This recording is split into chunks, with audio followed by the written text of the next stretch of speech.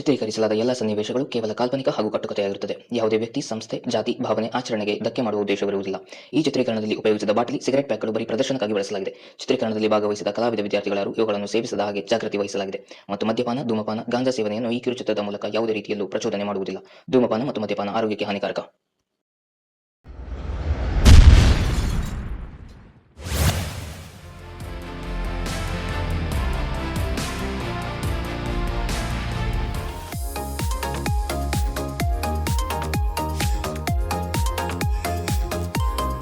ಆರ್ಮರೆಸ್ಟು ಹಾಂ ಅಮ್ಮ, ಹಾಗಾದರೆ 15,000 ನೆನಪಲ್ಲಿ ಹಾಕಿ. ಆಯಿತು. ಸರಿ ಲೇಟ್ ಆಯ್ತು, ನಂಗೆ ಇಡ್ತೇನೆ. ಹೌದಾ, ಸರಿ. ಮತ್ತೆಂತ ಗೊತ್ತಾ, ಟೈಮ್ಗೆ ಊಟ ಮಾಡ್ತೀರಾಯ್ತಾ? ವಾ, ಕಟ್ಟಾಯ್ತು. ಕಾಲೇಜ್ ಫೀಸ್ ಅಂತೆ 15,000 ವಾರದೊಳಗೆ ಕಟ್ಟಬೇಕಂತೆ. ಈ ಕಾಲೇಜ್ ಅವರಿಗೆ ಅರ್ಥ ಕೂಡ ಆಗುವುದಿಲ್ಲ.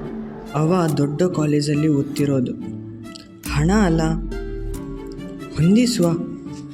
ಹೇಗೆ ಶಿಲ್ಪ ಏಂಗಿನ ಮಾಡ್ತೊಂದುಲ್ಲ ಯಾನ್ ಕುಲೋಂದುಲ್ಲ ಕುಲೋನ್ ನಿನ್ನ ನಿನ್ನು ನೀ ಹೆಂಗಿತ್ತೆ ನಿನ್ನ.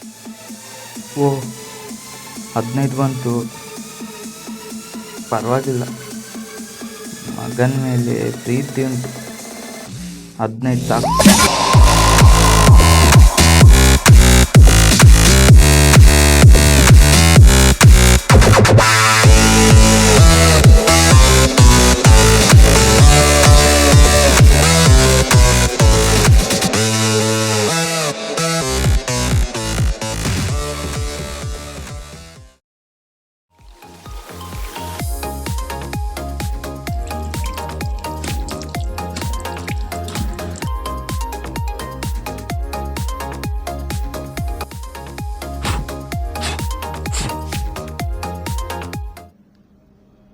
Hello ma'am. ಹಾಂ ಮ್ಯಾಮ್, ಅದು ಫೀಸ್ ನಾಳೆ ಪೇ ಮಾಡ್ತೇನೆ. ಹಾಂ ಸಾರಿ ಮ್ಯಾಮ್, ಅದು ಹುಷಾರಿರಲಿಲ್ಲ, ಅಟೆಂಡ್ ಮಾಡ್ಲಿಕ್ಕೆ ಆಗಲಿಲ್ಲ. ಇದು ಫೀಸ್ ನಾಳೆ ಪೇ ಮಾಡ್ತೇನೆ ಮ್ಯಾಮ್. ಹಾಂ ಸರಿ, ಓಕೆ ಮ್ಯಾಮ್.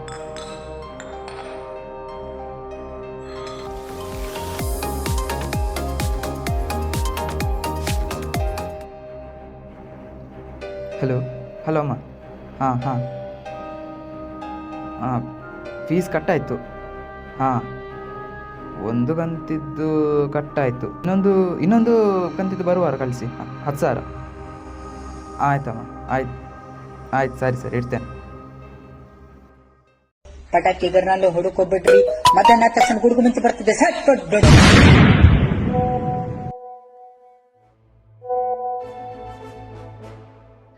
ಹೇ ಬ್ರೋ, ನಾವು ನಿನ್ನೆ ಡ್ರಗ್ಸ್ ತಗೊಂಡ ವಿಷಯ ಗೊತ್ತೈತಂತೆ.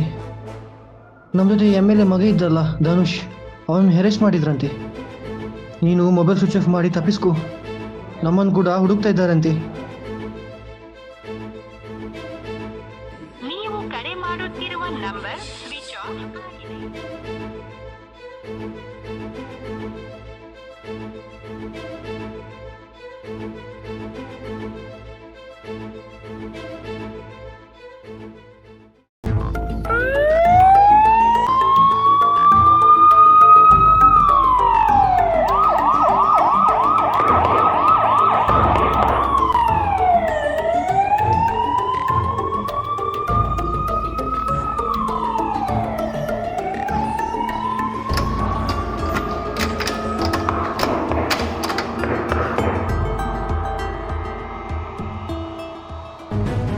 ಇದೀಗ ಬಂದ ಸುದ್ದಿ.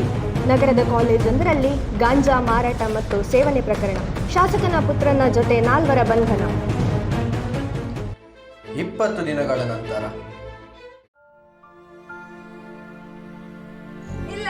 ಹೋ, ಮನೆದಾರಿ ನೆನಪಿದ್ಯಾ? ಅಪ್ಪನ ಹೆಣ ನೋಡೋಕೆ ಬರದವ ನೀನು ಒಬ್ಬ ಮಗನ. ನನ್ನ ಹೊಟ್ಟೆಯಲ್ಲಿ ಅದ್ಯಾಕಾದ್ರೂ ಹುಟ್ಟಿದ್ಯಾ? ರಾತ್ರಿ ಹಗಲು ನಿನಗಾಗಿ ದುಡಿದ ಅಪ್ಪನಿಗೆ ಒಳ್ಳೆ ಬೆಲೆ ತಂದು ಕೊಟ್ಟೆಯಲ್ಲ. ನಿನ್ನ ಈ ಡ್ರಗ್ಸ್ ಸುದ್ದಿ ಕೇಳಿ ಅವರು ಅಲ್ಲೇ ಉಸಿರು ನಿಲ್ಲಿಸಿದರು.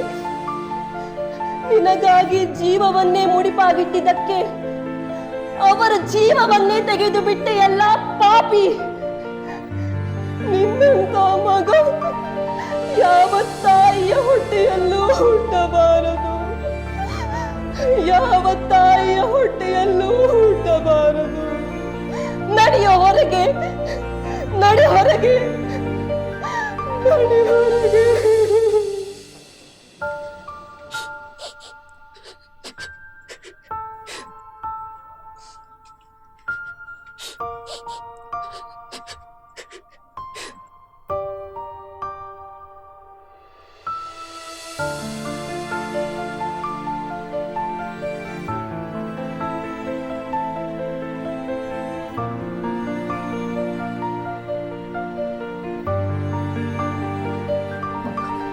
ಅಮ್ಮ ತಪ್ಪಾಯ್ತು, ಇನ್ಯಾವತ್ತು ಮಾಡೋದಿಲ್ಲ. ತಪ್ಪಾಯ್ತಮ್ಮ, ಅಮ್ಮ ತಪ್ಪಾಯ್ತು.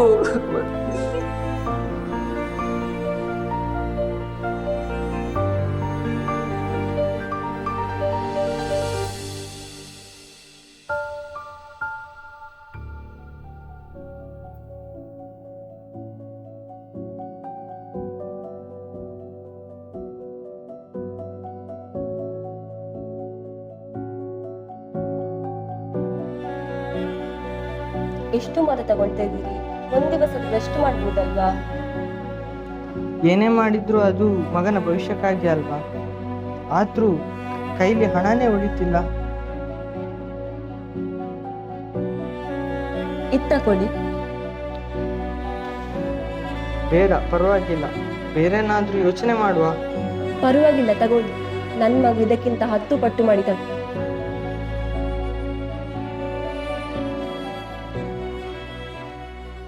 ನನಗಿರೋದು ಒಂದೇ ಆಸೆ, ನನ್ನ ಮಗನ ಉಜ್ವಲ ಭವಿಷ್ಯ. ನನ್ನ ಹಾಗೆ ಅವನಿಗೆ ಯಾವ ಕಷ್ಟನೂ ಇರಬಾರ್ದು. ರಾಜನಂತೆ ಇರಬೇಕು ನನ್ನ ಮಗ.